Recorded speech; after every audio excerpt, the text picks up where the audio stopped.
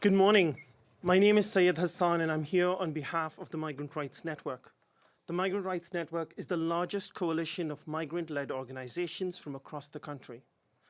We are migrant workers, students, refugees and undocumented people speaking up for ourselves. I am a grandchild of displaced people, a child of migrant workers. I have been an international student, a migrant worker, and undocumented. Every day across the country, Migrant Rights Network provides services and supports to our communities facing immense abuse and challenges, unrelenting abuse and challenges because they are denied permanent resident status. We are here with over 500 organizations, which includes almost every major labor, legal, climate justice and faith organization and civil society group, calling on Prime Minister Trudeau to do the right thing and to ensure and keep his promise of fairness and equality. Their names are available in our press kit. Regularization is a litmus test of Prime Minister Trudeau's commitment to equality, diversity, and inclusion. He came promising support for immigrants, refugees, queer and trans people, women, and the vulnerable. He will be remembered for what he does on regularization. Most undocumented people arrive as refugees, as students and workers who fall through the cracks of an unfair and uncaring immigration system that does not provide them protections. It is a system that is stacked against them and leaves them open to exploitation and abuse. Many lose their permits when they speak up against bad bosses. They stay because they have built their lives here. They stay because they have nowhere to return to. They stay because they might be in danger if they return home. But because they are undocumented, they are forced to live in the shadows, excluded from our communities. Undocumented people are shut out from all government services. They work, most of them multiple jobs at a time, sometimes for $5 or $6 an hour. All undocumented people live here. They live here, but they are facing a crisis because their landlords are exploiting them. They're sexually assaulted or stuck in situations of domestic abuse because they don't have immigration status. They have to pay tens of thousands of dollars in healthcare, but they can't. They have to pay tens of thousands of dollars in healthcare when they can access it. This situation is untenable. It does not serve anyone's interest for thousands of people to be paid below minimum wage. It does not serve anyone's interest for tens of thousands of people to be shut out of public health care. Undocumented people, undocumented immigrants are not strangers. They are friends, our family members, our caregivers, and our co-workers. Almost every person in this country knows someone who is undocumented. No one, not a single person in this country believes that queer people, women, trans people, precarious people should be made more vulnerable by government policies. There is a simple solution here: regularization. For decades, previous governments whose policies have created the situation of undocumentedness have refused to address this issue until Prime Minister Trudeau's promise of December 16, 2021. It has been nearly 30 months since this promise of regularization. And throughout this time, undocumented people are continuing to suffer, continuing to be exploited. Those who may be regularized tomorrow are being deported today. We are here to say we need regularization now. Regularization isn't just the right thing to do, it makes economic sense. When our undocumented communities are regularized, they'll be able to take care of their families, earn higher wages, grow the economy. They will buy fridges and cars, send their kids to camp, and be able to go to restaurants and get another degree or a higher education. The most conservative estimates peg economic growth at $28 billion The most conservative estimates peg it at $28 billion. That is 4 times the size of PI's GDP. This means more jobs, greater tax revenue, public services, and a better life for all of us. Currently, employers of undocumented immigrants don't pay taxes, don't pay federal contributions. Even at minimum wage, regularization will increase contributions to pensions and EI by $5.6 billion. Right now, Prime Minister Trudeau has the power to enact one policy that grows the economy, protects the vulnerable, and builds a future that is safe and equal for all of us. We are here with full faith that Prime Minister Trudeau will do the right thing, that he will build a bold and ambitious legacy by creating a regularization program that leaves no one behind. Today, we are going to hear from representatives of major organizations, but first I'm going to invite Jane Kirabira, an undocumented immigrant who's here to share her story. Jane?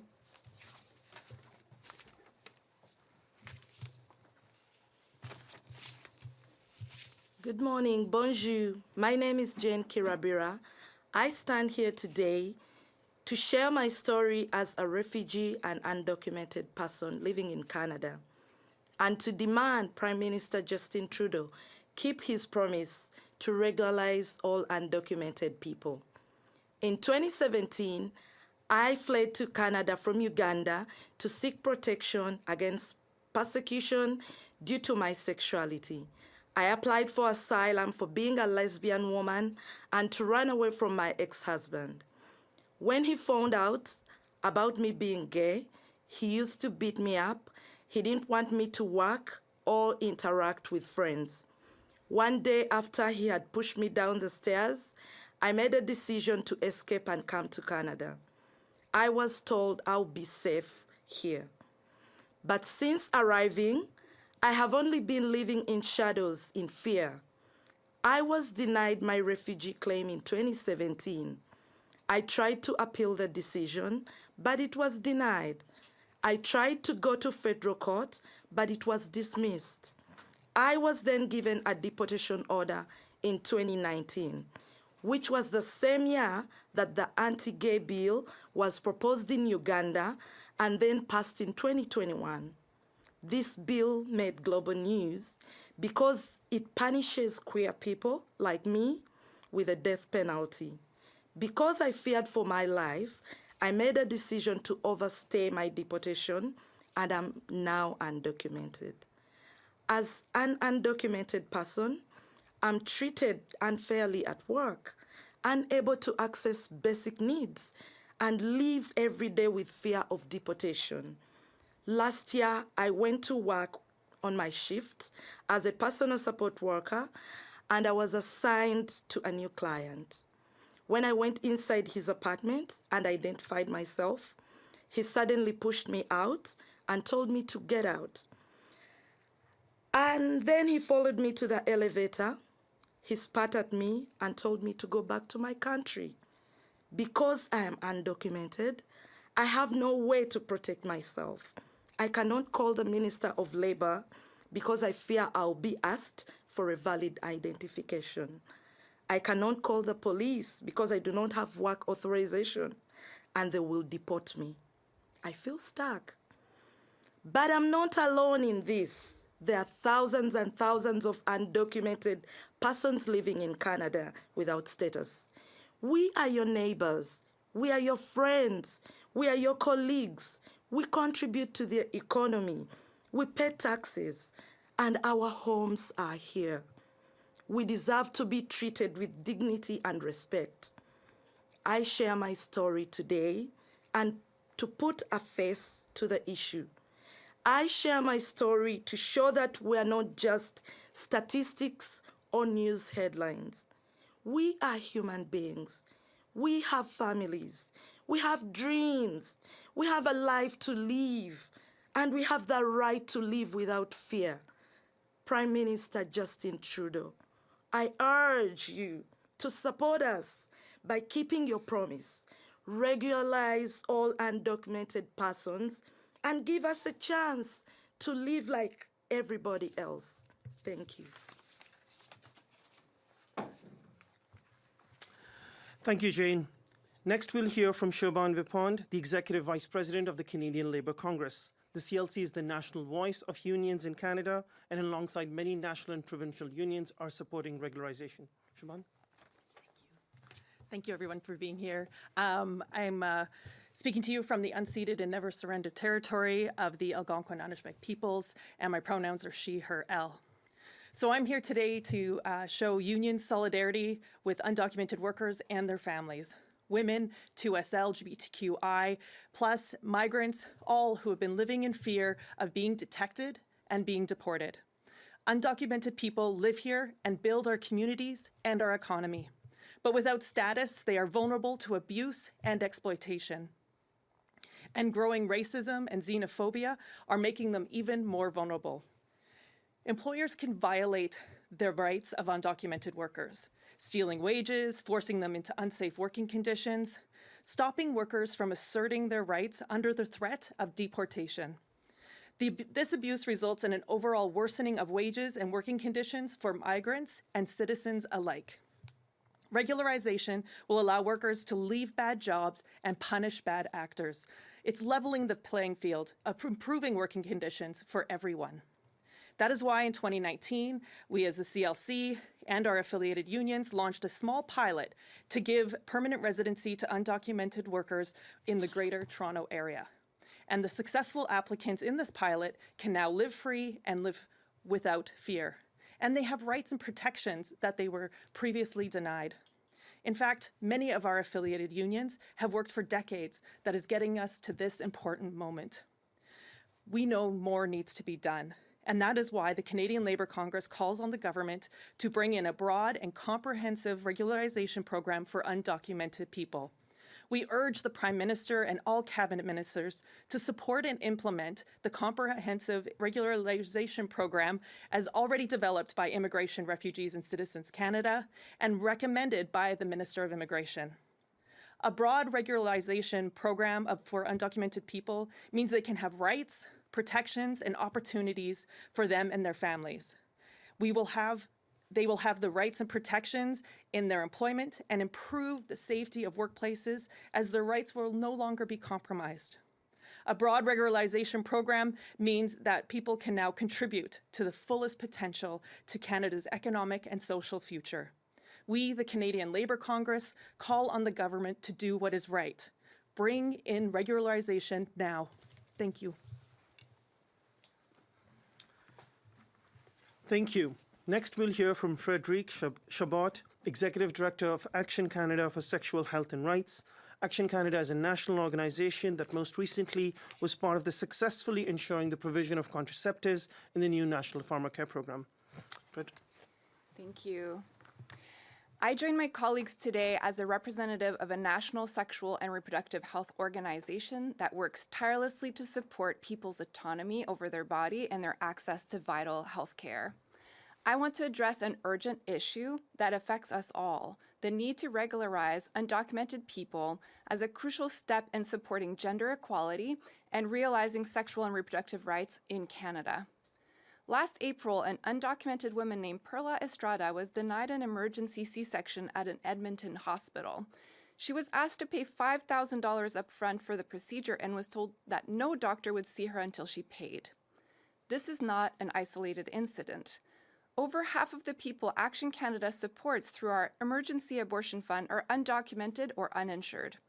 Without donations from the public and the extraordinary efforts of some healthcare providers, these individuals would be turned away from medical procedures that are central to bodily autonomy, to gender equality, and the health of families and communities. The choice over what happens to our bodies and the ability to give birth safely and keep our babies safe should not be a privilege. These are fundamental rights that must be protected and honored. Regularizing undocumented people is part of standing for fairness, for safety, and for equality. Undocumented individuals, particularly women, queer, and trans people, face additional obstacles in protecting their sexual health and rights due to their immigration status.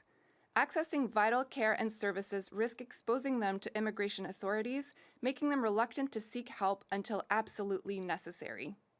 This has severe impacts on their health outcomes, the well-being of their families, and on our communities as a whole. It also places tremendous strain on our healthcare system, a situation that can only be addressed through immigration policies that ensure people can access healthcare when they need it, not when it's too late. Imagine the stress of being close to giving birth and not knowing if you'll be able to get help, or not being able to access prenatal care or an abortion when you need one. Migrants often delay accessing healthcare services due to high fees, which exacerbates their conditions and lead to more complex and costly treatments down the line. We want to live in a country where rights are protected and honored for all, regardless of immigration status. This government has taken a stand and been a champion of women's rights and reproductive rights at a time those are threatened worldwide.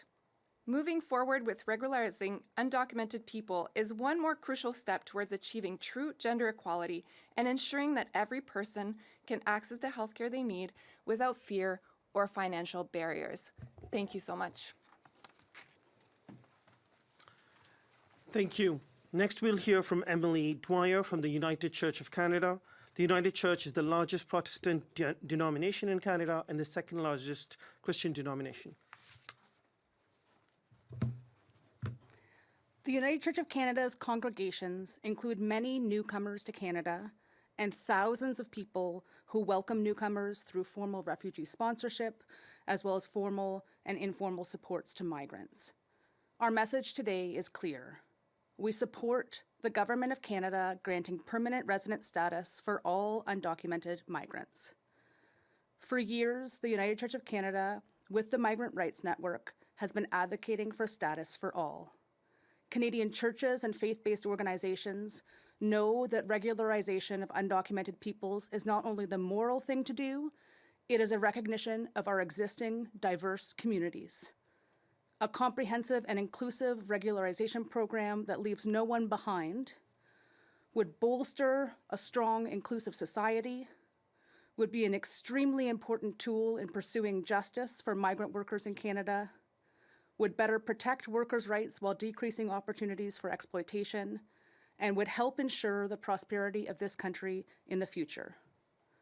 The people of the United Church of Canada hold the belief that we are called to show radical hospitality to our neighbors near and far. We believe in the dignity of every person and a vision of an equitable and just country and world. These beliefs lead us to call on Canada to ensure equal rights for all by regularizing undocumented migrants, people who contribute greatly to the flourishing of our country. Status for undocumented members of our communities will advance labor, gender, and racial justice, and will help all to live with dignity and access to the same rights as others. Representatives and leaders of faith-based organizations know that our constituents support equality and justice and want our political representatives to take steps towards these goals and away from division and racism. The United Church of Canada appreciates the Government of Canada's repeated commitments to upholding values of equality, fighting racism, and welcoming immigrants and refugees. We ask that the Canadian government deliver on its planned comprehensive program to grant permanent residency to undocumented migrants. We call upon the Government of Canada to move towards status for all with the urgency it requires.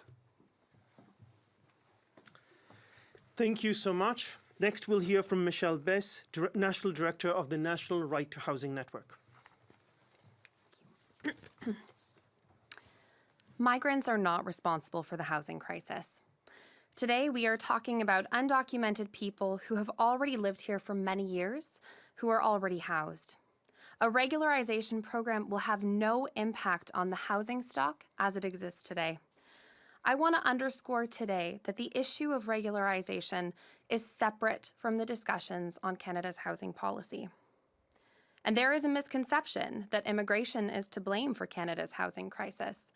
But this narrative unfairly scapegoats migrants, international students, and newcomers, overshadowing the real issues that are at play. And let us correct that narrative.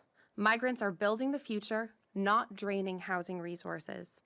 They hold a critical part of the solution to Canada's housing crisis.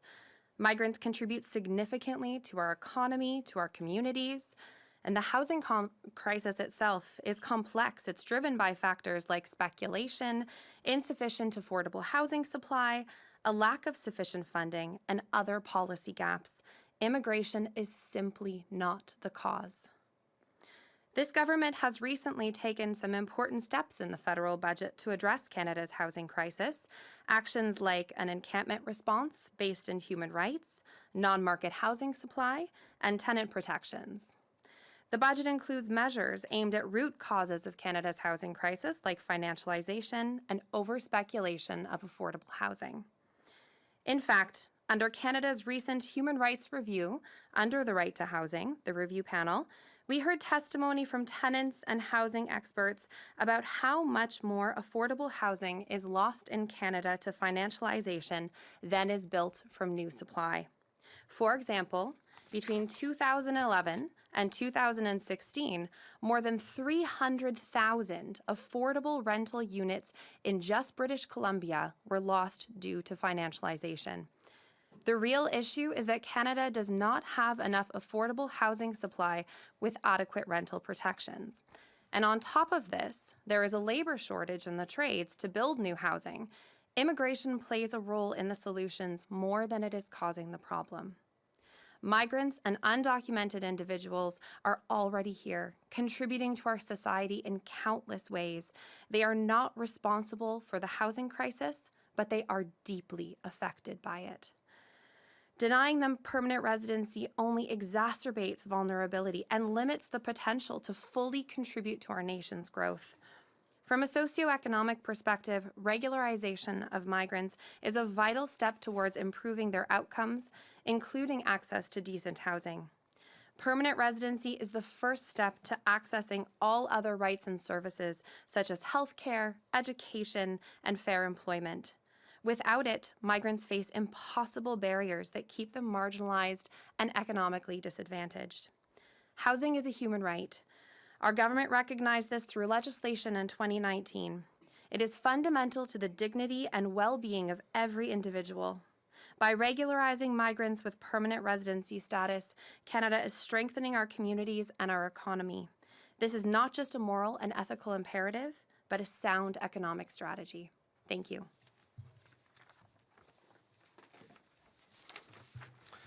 Thank you, Michele. Finally, we'll hear from Cheolki Yoon, a board member of the Immigrant Workers Centre, which is one of 40 organizations that are part of a Quebec campaign for regularization, which most recently demonstrated outside Prime Minister Trudeau's office yesterday. Cheolki. Okay, thank you. So, donc Centre et travailleurs immigrants au Québec, on représente la voix des travailleurs migrants et immigrants. Et pour nous, depuis longtemps, on a appuyé et on a mis de l'avant la revendication pour la régularisation. Mais l'annonce en 2021 a suscité évidemment donc, une passion, une joie, un espoir. Mais depuis là, donc 30 mois ont coulé.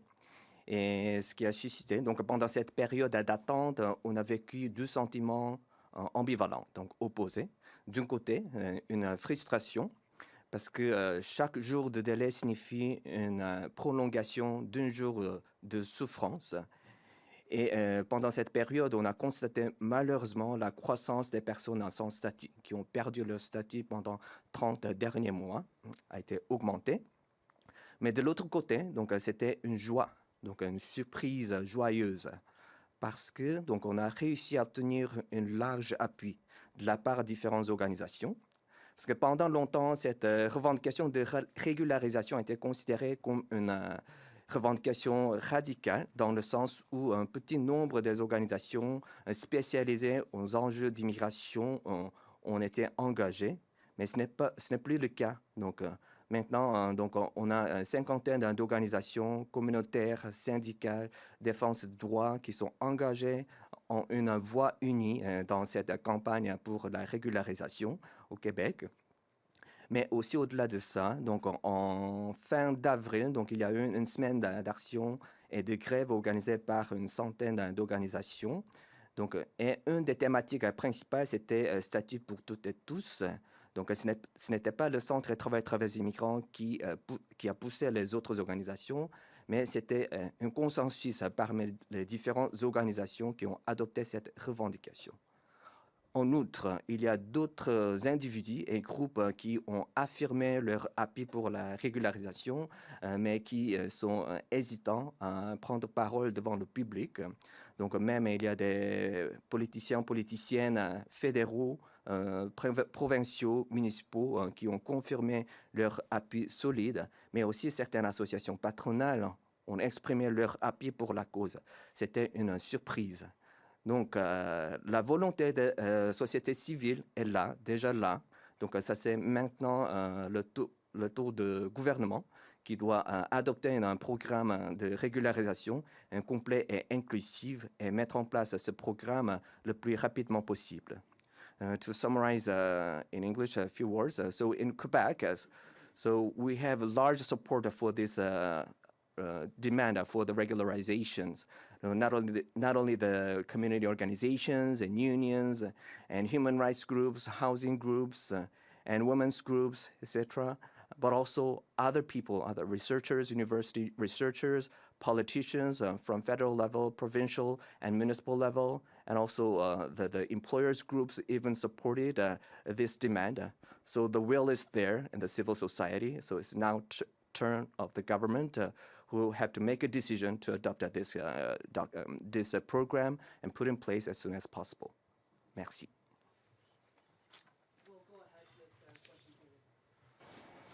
Yeah, I'm Mari Wolf from the Globe and Mail. I wonder if I could ask if any of you have an estimate of how many people are undocumented in Canada and how many you anticipate might want to apply if a program is opened. One of the major concerns is that there is no good estimate of how many undocumented people there are. The range estimate is from 20,000 to 500,000. We believe that for this reason, a program should be broad and inclusive to allow people to come out from the shadows and enter the family of rights by applying for permanent residency. Instead of trying to determine caps at this point, it is crucial that that we understand that this is about equality and fairness. And anyone, if there's some people who are excluded, then that's not equality, that's just discrimination. Just as a follow-up, the Canadian Labour Congress mentioned that there's broad union support for this. How many unions actually are supporting it? And could you just clarify the tax question? I heard some of you say, oh, taxes are being paid by undocumented workers, but employers are not paying it. Could you just clarify that point? Maybe I'll answer this and then I'll invite Siobhán. So in terms of taxes, as you know, every time we purchase something, we are paying taxes. Many undocumented people are paying taxes by setting up businesses or by using different or sometimes even expired social insurance numbers. On the other hand, if you're paid in cash, your employer doesn't make CPP and EI contributions. And so at the current estimate, even at minimum wage only, and it might be greater, the estimate is $5.8 billion in CPP and EI contributions that would increase annually once a comprehensive regularization program is put in place. The list of labor unions are in the package in your hand, but I will ask Siobhán if she wants to name some. Well, I mean, I can say at the Canadian Labour Congress, right, we represent 50 unions, representing 3 million workers in every sector of our economy. And we support regularization, which is why we're here in that support. And we know, like, just the reason why we support it is from a place of justice and fairness, and also because these are our neighbors, these are our friends, and people who are already contributing to the economy and to our community. And so it is really time to follow through on that commitment and get regularization. Are there any other questions?